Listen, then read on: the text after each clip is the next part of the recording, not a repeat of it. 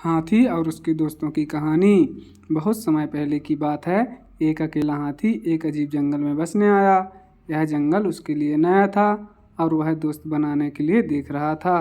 वो सबसे पहले एक बंदर से संपर्क किया और कहा, नमस्ते बंदर भैया, क्या आप मेरे दोस्त बनना चाहेंगे? बंदर ने कहा, तुम मेरी तरह जुड़ नहीं सकते क्योंकि तुम बहुत बड़े हो, इसलिए मैं तुम्हारा दोस्त नहीं बन सकता। इसके बाद हाथी एक खरगोश के पास गया और कहा, वही सवाल पूछा। खरगोश ने कहा, तुम मेरे बिल में फिट होने के लिए बहुत बड़े हो, इसलिए मैं तुम्हारा दोस्त नहीं बन सकता।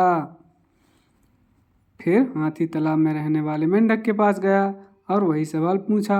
मेंढक ने उसे जवाब दिया, तुम मेरी जितना ऊंची कूदने के लिए बहुत भारी हो, इसलिए मैं तुम्हारा दोस्त नहीं बन सकता।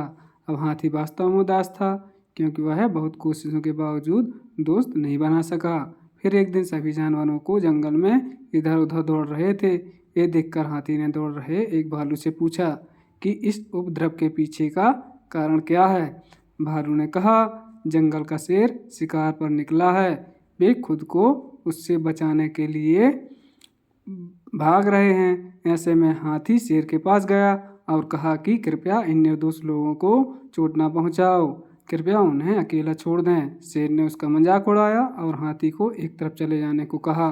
तभी हाथी को गुस्सा आ गया और उसने शेर को उसकी सारी ताकत लगाकर धक्का दे दिया, जिससे वह घायल हो गया और वहां से भाग खड़ा हुआ।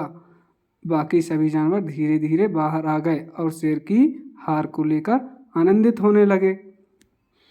वे हाथी के पास गए और उससे कहा, तुम्हारा आकार एकदम सही है हमारा दोस्त बनने के लिए।